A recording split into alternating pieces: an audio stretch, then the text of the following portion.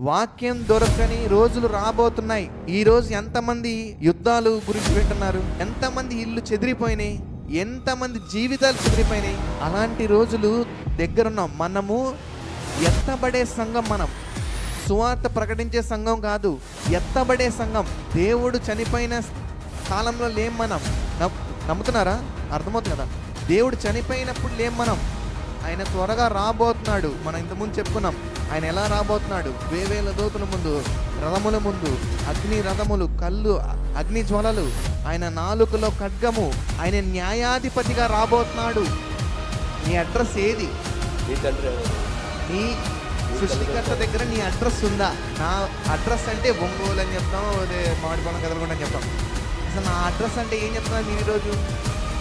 ఆత్మీయ మర్మాల్లో మీ చిరునామా అంటే ఏం చెప్తున్నారు అంటే మనల్ని మనం ప్రశ్నించుకున్నాం. నా అడ్రస్ దేవుని దగ్గర ఉంది అన్న నమ్మకం మనకు ఉండాలని దేవుడు అసలు గుర్తు చేస్తున్నాడు. ఓకే, ఇంకేముందండి? నువ్వు ఎంత కొన్నావు? నువ్వు ఏ పాస్టర్కి ఎన్ని డబ్బులు ఇచ్చావు? అది కాదు. ఇక్కడ డబ్బులు తీసుకోరు.